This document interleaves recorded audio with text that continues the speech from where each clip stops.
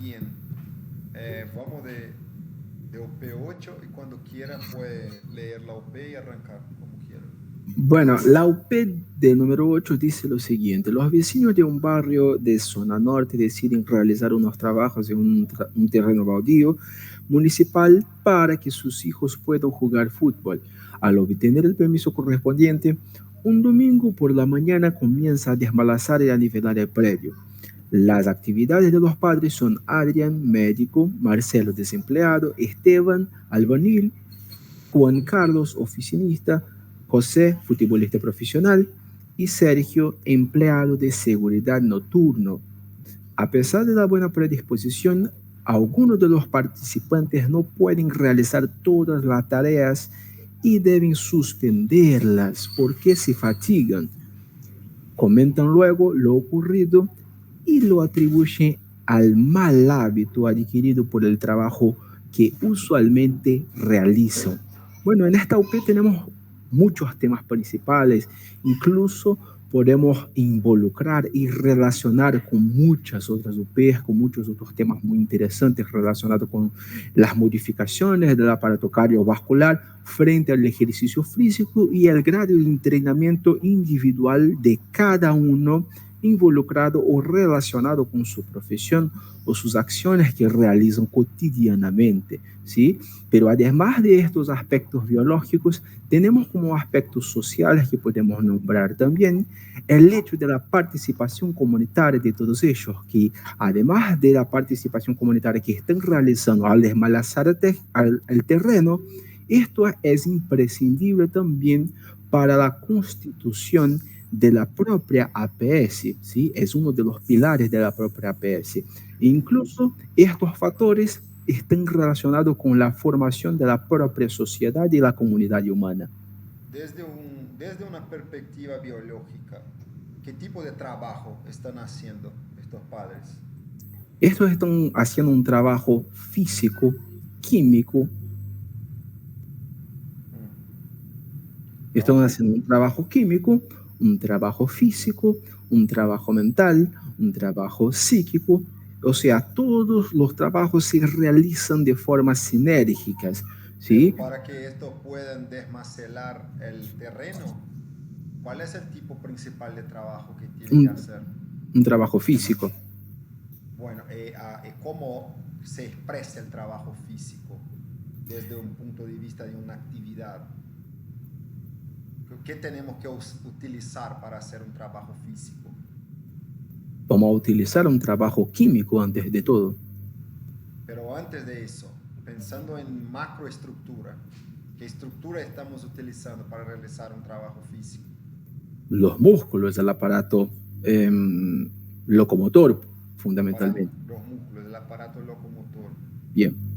Bien, está bien. Eh, algunos de ellos les cuesta más el trabajo. ¿Por qué eso? Eso tiene mucho que ver con el grado de entrenamiento o fundamentalmente el VO2 máximo disponible en sus células. Está bien. ¿Cuál es la diferencia de un entrenado para un no entrenado?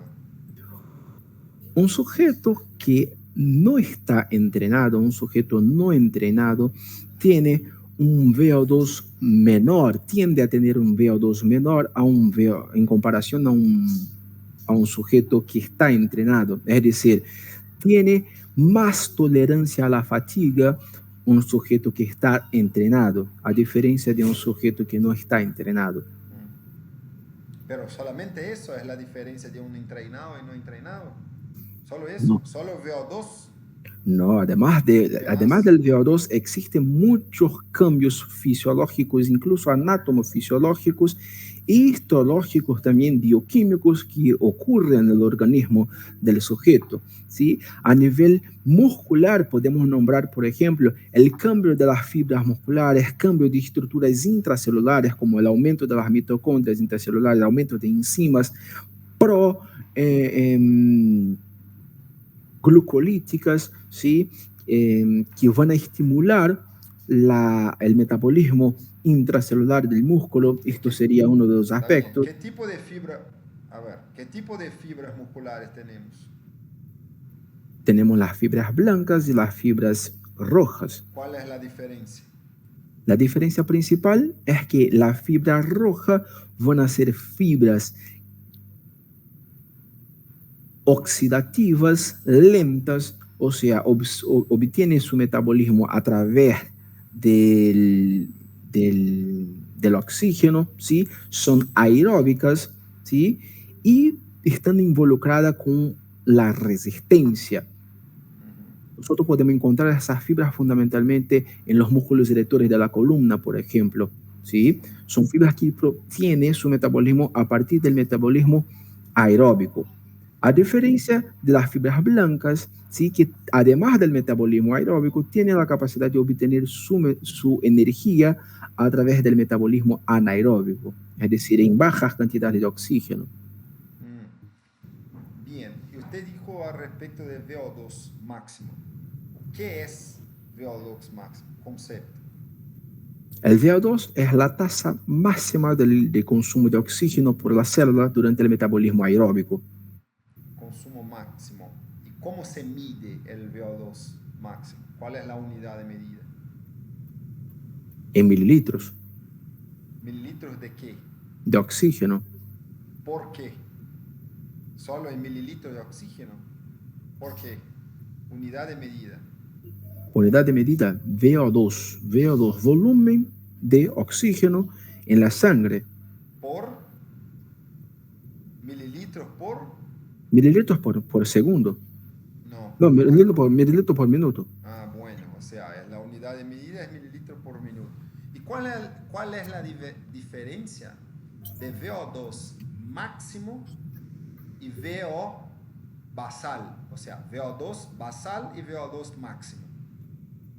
Bueno, durante el metabolismo basal, la célula tiene un consumo determinado de energía y durante un metabolismo que se exige más de la célula, aumenta el consumo de energía y tiene un límite hasta que la célula se fatigue. ¿Cuál es el VO2 basal? El VO2 basal de 250, sí, alrededor de 250 mililitros de oxígeno por minuto. Bien. Si yo hago una carrera de 100 metros, ¿qué tipo de fibra yo voy a reclutar más? Las fibras blancas. Bien. Si yo voy a hacer un maratón de las fibras 45 rojas. kilómetros, ¿sería cuál? Las fibras rojas. Las fibras rojas. Bien.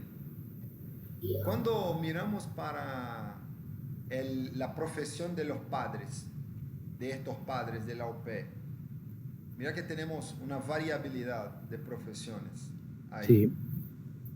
Uno de ellos, dos, tiene un mayor, digamos, para un análisis, acá tiene una mayor importancia, que sería el albañil y sería el empleado de seguridad nocturna, ¿sí? Sí. ¿Cuál es la diferencia del condicionamiento físico del albañil para los otros y principalmente la diferencia del empleado de seguridad nocturna para los otros? ¿Cuál es la influencia de estos dos trabajos en la actividad actual que están haciendo en el terreno? ¿Cuál es la influencia del trabajo que hacen para esta actividad? Bueno, buena pregunta. El albañil va a estar acostumbrado con el tipo de trabajo. Incluso desmalazar un terreno es algo que el albañil está acostumbrado a hacer. O sea, va a ser algo que tanto mentalmente cuanto psicológicamente, incluso física y químicamente, su organismo está adaptado a dicho ejercicio, dichas condiciones o dicho tiempo, determinado tiempo que va a estar ejecutando determinado tipo de ejercicio físico. ¿Sí? Su organismo está adaptado a los movimientos que van a hacer. A diferencia del trabajador de seguridad nocturna, ¿sí? Además de no estar realizando su servicio que está acostumbrado a hacer, aún más sus fibras musculares no están acostumbradas a realizar dichos ejercicios, luego va a tener un VO2 disminuido en comparación a un albañil para realizar dicho ejercicio. Y ahí podemos decir que hay un agravante sobre esta situación, que el hecho de estar con los ciclos circadianos desregulados, ¿sí? Tiende a tener una desregulación en las concentraciones de cortisol en su organismo, lo que proporciona también una disminución de la disposición en actividades diurnas. Está bien. ¿O qué sería el ciclo circadiano? Definición. El ciclo circadiano va a ser el conjunto de procesos que se producen en el organismo basado en las percepciones de luz, oscuridad, que permiten regular las funciones vitales del organismo basado en estas condiciones ambientales. Bien. Cuando hablamos de ciclo circadiano, bueno, queremos, no, yo necesito evaluar cómo está el ciclo circadiano. ¿Qué hormona yo utilizo para verificar? Para evaluar, ¿Cuál hormona yo tengo que determinar su actividad para evaluar el ciclo circadiano? yo puedo evaluar el cortisol. ¿Cuál sería el mejor momento para sacar la sangre de un paciente para evaluar los niveles de cortisol? No a partir de la mañana, alrededor de las 7, 8 horas de la mañana, ¿Por porque hay qué? un pico de cortisol en este momento, un pico fisiológico de cortisol que puede estar alrededor del 25 picogramos. ¿Por qué ocurre un pico de cortisol por la mañana y no por la noche? Porque durante la mañana es necesario un grado de energía para proveer, aumentar la glucemia, mientras el sujeto no estaba en ayuno. Entonces, se necesita una glucemia, eh, una mayor concentración de glucosa en la sangre para proveer los sustratos necesarios para la energía de la parte de la mañana, durante la parte de la mañana. ¿Qué tipo de hormona es el cortisol? El cortisol es una hormona esteroidea ¿Y dónde es sintetizado el cortisol? en la zona fasciculada de la glándula suprarrenal. Zona fascicular de la glándula suprarrenal. ¿Cuáles son las características histológicas que hacen de esta zona una zona apropiada para la síntesis de cortisol? El alto contenido de lípidos y de colesterol. ¿Cómo es el nombre específico de las células que componen la zona fascicular? Espongiocitos. ¿Y son espongiocitos por qué se llaman así? Por cuenta de su apariencia a la microscopía, lucen como si fueran esponjas por la gran cantidad de vesículas con lípidos. Con lípidos. Bien, está bien. Si yo, para este tipo de ejercicio, porque es un tipo de ejercicio que están haciendo los padres, Bien. para este tipo de ejercicio, por la exigencia que hay que hacer ahí en términos orgánicos,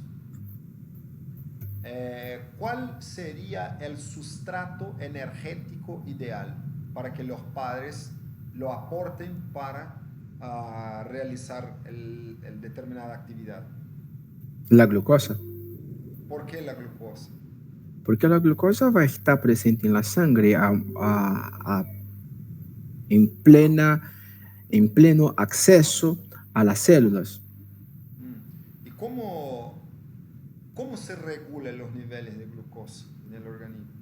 a través de hormonas hiperglucemiantes y hipoglucemiantes. Bien, decime una hormona que tiene una acción hipoglucemiante. La insulina ¿Qué tipo de hormona es la insulina? es una hormona proteica. Proteica. ¿Es proteica por qué? Es proteica porque está compuesta por una cantidad de proteínas mayor a 50 aminoácidos. Ah, bueno, mayor que 50 aminoácidos. Sí. Bien. ¿Y dónde se produce la insulina? En las células beta de los islotes de Langerhans en el páncreas. ¿Y en qué periodo actúa la insulina? ¿En qué estado actúa la insulina? Estado En un metabólico, digo. Estado metabólico. en un estado de hiperglicemia. Hiperglicemia que es característico después que hacemos qué? En el periodo postprandial. En el periodo postprandial. Bien, entonces el estímulo para la secreción de insulina es la hiperglicemia. Sí. Bien. ¿Qué hace la insulina? Acción. Bueno, la insulina va a ser secretada luego de su estímulo, ¿sí? A través de la despolarización de la célula, ingreso de calcio y promueve la exocitosis de esta proteína. Al ser una proteína hidrosoluble, viaja libre en la sangre y esta tiene receptores específicos, posee receptores específicos en las células que tienen la capacidad de desencadenar acciones intracelulares al exponer vesículas, exponer canales para la glucosa en su membrana. Y además de eso, es una hormona también que tiene la capacidad de estimular a nivel de la síntesis proteica, aumentar la síntesis proteica para aumentar la cantidad de receptores y el crecimiento de la célula. Es decir, es una hormona anabólica. ¿Cómo es el nombre de los transportadores que existen para glucosa? Que la insulina estimula que se exponga en la membrana de la célula. Los transportadores son los GLUT. GLUT 1, 2, 3 y 4. ¿Cuáles son los dos tipos principales que tenemos de GLUT? Bueno, los dos en este contexto más metabólico, digamos. En este contexto tenemos el GLUT3 en el músculo. ¿Seguro que es el GLUT3 en el músculo? No ¿Cuál no es? estoy seguro. Si no es el 3, es el 2. ¿Seguro que es el GLUT2 en el músculo? No es el, entonces el 4. ¿Cuál es la diferencia entre el GLUT4 y el GLUT2? La permeabilidad de la glucosa. Bueno, ¿y cómo sería eso? Explicar. El GLUT4 son canales que se mantienen abiertos, ¿no? Al revés. Se mantienen cerrados. Y el GLUT2 se mantiene abierto. Bien, está bien. No necesariamente abierto y cerrado. Es más permeable a la glucosa, ¿no? Claro. No necesariamente abierto y la palabra no es abierto y cerrado. Los GLUT4 son insulino dependientes, o sea, no quedan expuestos en la membrana, quedan en las vesículas y responden a la insulina cuando la insulina activa su receptor a nivel de los músculos principalmente y del tejido adiposo, y ahí hay la exocitosis, la vesícula de exposición de los GLUT4 y la glucosa entra con la célula. Los GLUT2 son insulino independientes, no dependen de la insulina. Eso significa que los GLUT2 están en todo ahí. momento expuestos en la membrana, principalmente de qué tejido. El GLUT2 en el músculo. No en el músculo, en el hígado. En el hígado también, sí. En el hígado. Porque en el hígado hay una elevada disponibilidad de glucosa a todo el tiempo. Entonces no es necesario que quede expuesto ahí un receptor que presente una alta afinidad por la glucosa, porque como hay mucha glucosa, no necesita tener tanta permeabilidad a la glucosa, porque ya va a tener un montón de glucosa y ya va a quedar expuesto el GLUT2 ahí. ¿Se entiende eso? En el hígado tiene GLUT2. GLUT2. Y en el músculo, tejido adiposo, GLUT4. Entonces, tiene el GLUT2 para permitir el ingreso de la glucosa, ¿no? Para permitir el ingreso de la glucosa mediante estímulo insulínico, mediante estímulo de la insulina. El hígado no necesita de la insulina. El hígado no necesita insulina para captar glucosa.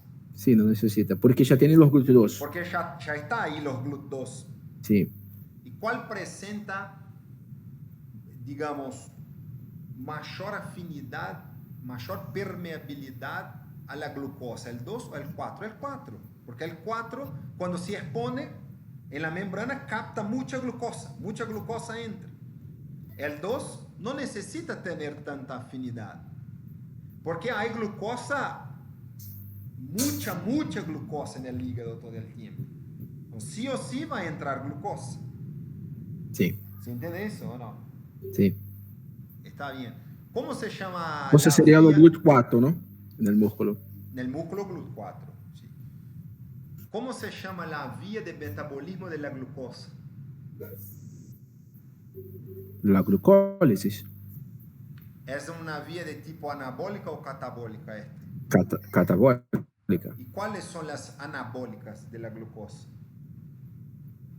Las vías anabólicas, la glucogenogénesis, por ejemplo. ¿A qué se refiere qué eso? ¿Qué significa? La glucogenogénesis sería la formación del glucógeno. ¿Qué otra más? La vía anabólica de la glucosa sería la glucogenogénesis.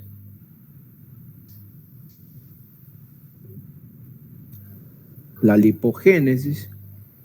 Pero lipogénesis es de lípidos. Estamos hablando de glucosa, carbohidratos. Sí, pero en exceso de la glucosa también se puede ingresar en la vía gluconeogénica, ¿no? Sí.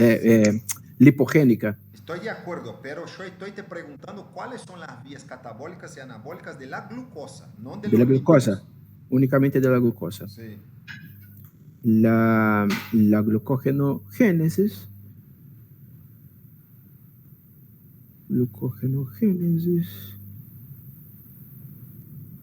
La gluconeogénesis. ¿Qué sería la gluconeogénesis?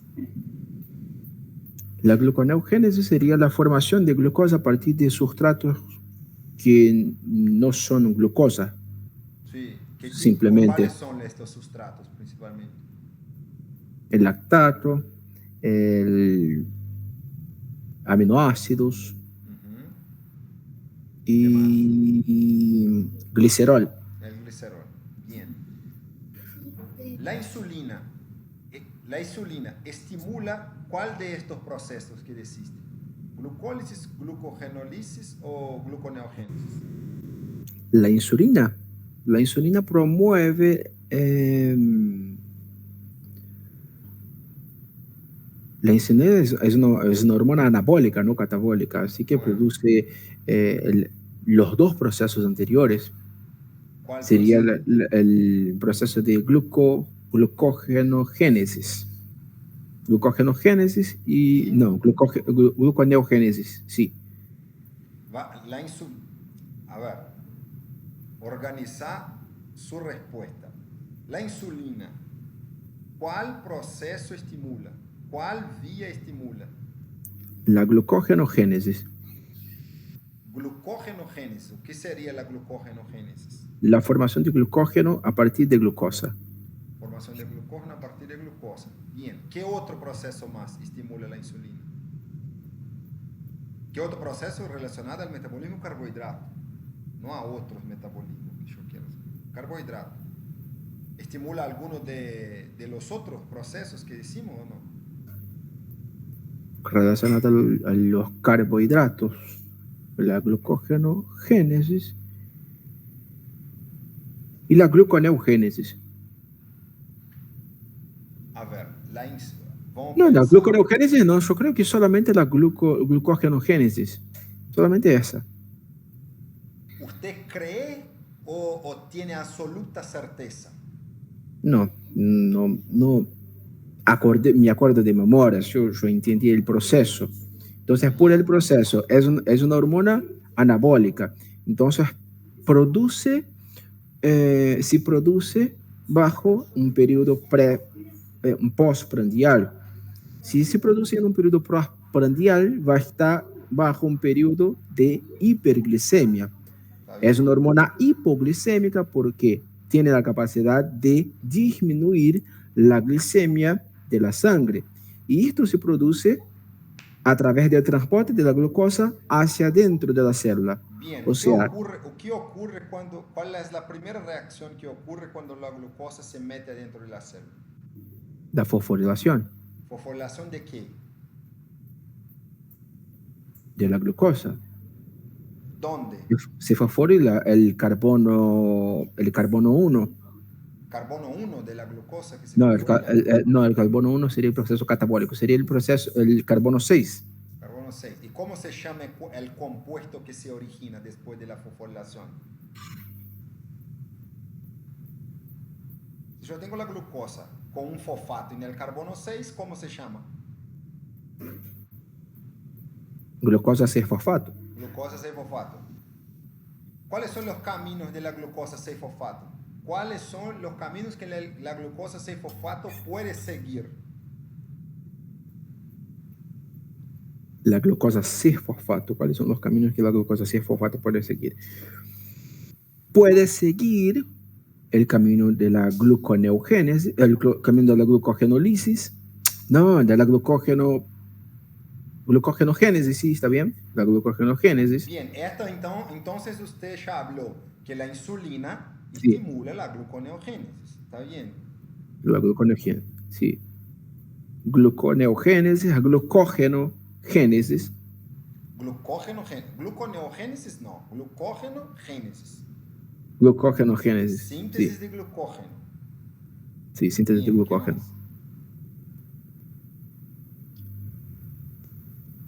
Puede ir a la... Caramba, não repassei isso não, cara, mas vou lembrar de nutrição. Puede ir a la vía de las pentosas. Vía de las pentosas, ¿está bien? Sí. Vía de las pentosas. ¿Y la clásica? ¿Cuál es la clásica? La clásica, cuando la glucosa se mete dentro de la célula, ¿qué ocurre con ella? Se almacena como glucógeno. Bueno, eso ya ¿Ya decimos? ¿Sí? ¿Qué más? Falta uno. La glucólisis. No, pero la glucosa es el carbono 1-fosfato, ¿no? No, carbono 1-fosfato es para glucogenogénesis incluso. De 6-fosfato pasa para un fosfato y forma glucógeno. Então eu entendi errado. Pensei que ia fosforilar o carbono 6. Glucosa 6-fosfato piruvato. Insulina estimula por la captación de la glucosa la glucólisis y la glucogenogénesis. Son los dos procesos que estimulan la insulina. Estimula o catabolismo da glucosa também? Claro, porque si la glucosa va a entrar para dentro de la célula, ¿qué va a hacer? ¿Usted piensa que va a originar todo de glucógeno? Eu pensei que fosse só anabólica, não sabia que ela era catabólica também, não. ¿Se entiende eso o no? Sí, bueno. El anabolismo relacionado con la insulina está relacionado no fundamentalmente con vías anabólicas del metabolismo propiamente dicho de carbohidratos. Está relacionado con la síntesis proteica. Sí. Síntesis proteica es una acción anabólica. Anabólica, sí. Eso que está relacionado el anabolismo insulínico estimulado por la insulina. Es el crecimiento muscular. Porque aporta energía para tal. ¿Sí? Sí. Y los otros dos procesos. Gluconeogénesis y glucogenólisis. ¿Cuáles son las hormonas que los estimulan? Glucógeno. ¿Cuál es? Glucogenogénesis.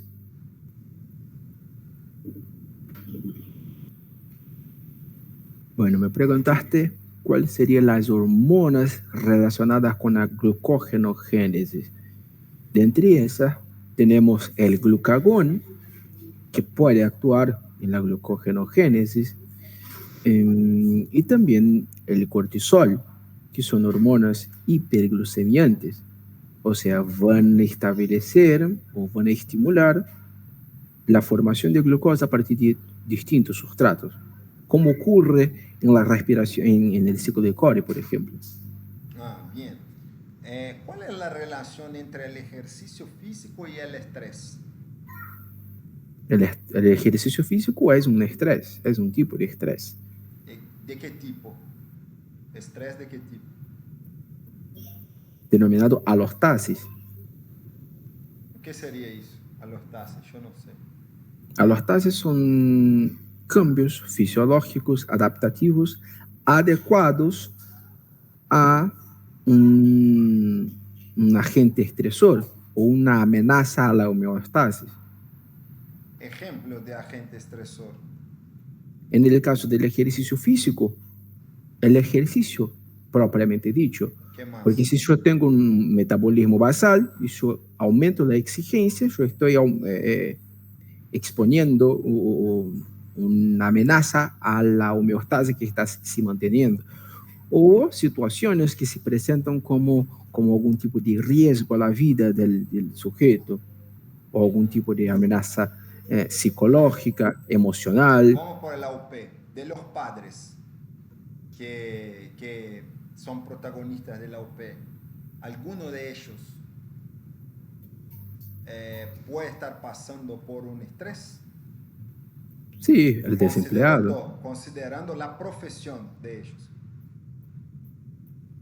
Sí, todos ellos tienen su debido estrés, pero nosotros tenemos como datos de muchas pesquisas, de muchos expertos, que el desempleo es uno de los principales causantes de estrés y enfermedades relacionadas con el estrés en los últimos años.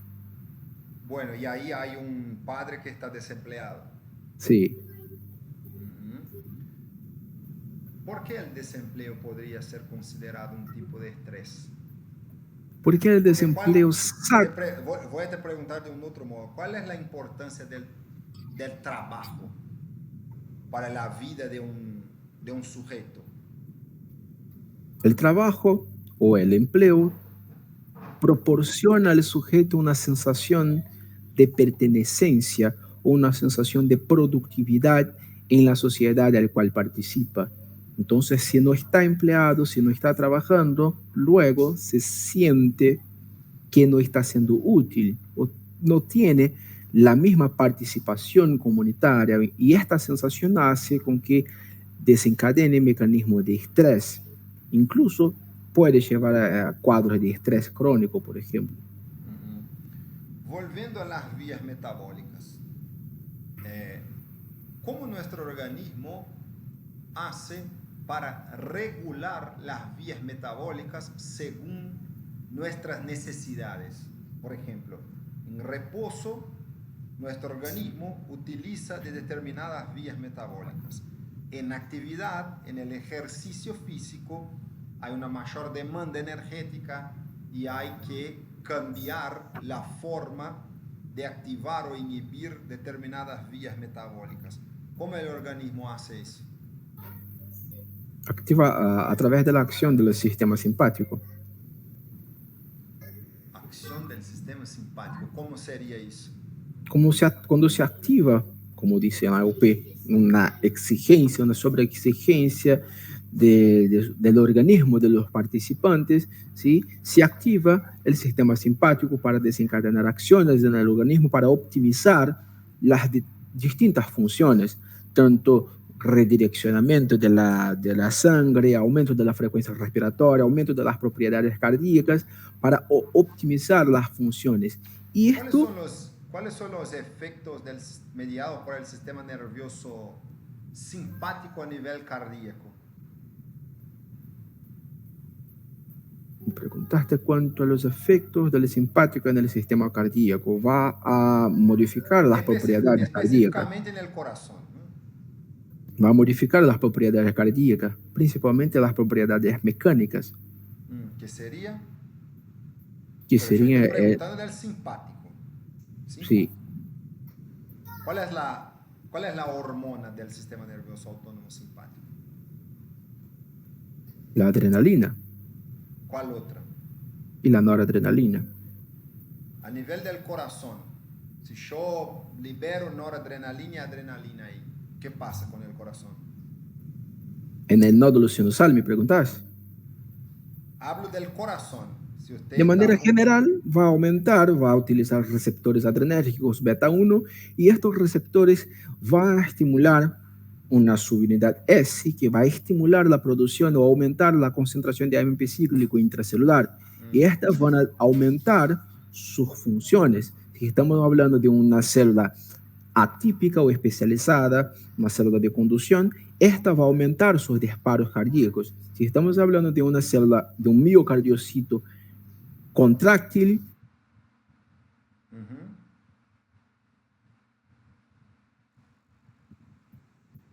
Bueno, hubo un corte acá en el video. Háblame de nuevo.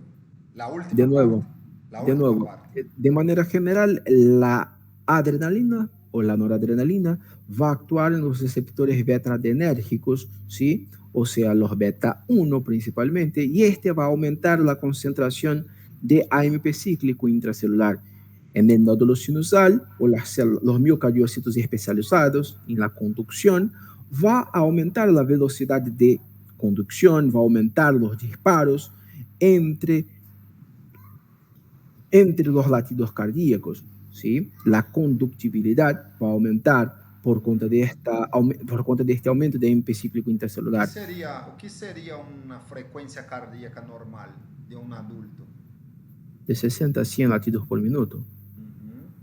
¿Cuál sería la frecuencia cardíaca máxima? ¿Cómo podemos determinar la frecuencia cardíaca máxima de un sujeto? Se utiliza 220 menos la edad. 220 menos la edad. Bien. Sí. Cuando estamos haciendo un ejercicio físico, ¿la presión arterial aumenta? La presión arterial, sí, por supuesto. Bueno, ¿y cómo nuestro organismo, cuál es el mecanismo principal que nuestro organismo utiliza para llevar a cabo el aumento de la presión arterial cuando necesitamos que ella aumente? Aumento de las propiedades cardíacas. Y además de eso, realiza un vasoconstricción. Algo tiene que ser sensado. Primero. No entiendo la pregunta. Algo tiene que ser sensado primero. ¿Cómo nuestro organismo logra para aumentar la presión arterial? Digamos, estamos hablando de un ejercicio físico, vamos a decir a corto plazo. ¿Cómo nuestro organismo logra aumentar la presión arterial a corto plazo durante un ejercicio físico, por ejemplo? Aumentar la presión arterial a corto plazo, sí. Además de la acción del sistema simpático, que va a aumentar el sistema simpático ya va a actuar. Las propiedades cardíacas, ¿sí? Esto va a proporcionar aumento de las propiedades cardíacas y además en el corazón, los cambios cardíacos va a proporcionar cambios en los vasos, que van a realizar una vasoconstricción y vasodilatación en distintos puntos. ¿Cómo el corazón regula la presión arterial a corto plazo? El corazón no, el organismo regula la presión arterial a corto plazo. A través de barroreceptores. ¿Cómo sería el mecanismo de el reflejo barroreceptor? El reflejo barroreceptor depende de un receptor específico, una vía y un centro integrador, ¿sí? Y esto va a generar acciones adecuadas frente a un distinto estímulo. En el caso del reflejo barroreceptor, es un mecanorreceptor, entonces va a estar funcionando bajo acciones mecánicas, en este caso, distintas presiones, distintos estímulos de presión tiene la capacidad de activar estos receptores.